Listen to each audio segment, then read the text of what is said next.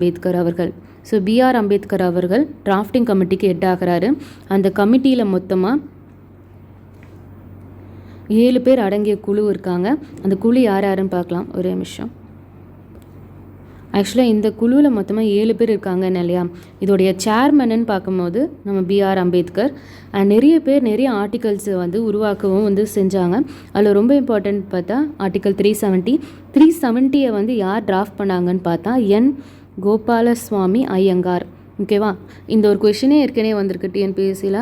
Article 370 யார் draft பண்ணாங்கன்ற ஒரு question வந்தது. அது கேன்சலாக இந்த கமிட்டி மெம்பர்ஸோடைய நேம்ஸே போட்டுட்டாங்க. ஸோ நீங்கள் அதுலேருந்து சூஸ் பண்ணுற மாதிரி இருக்கும்.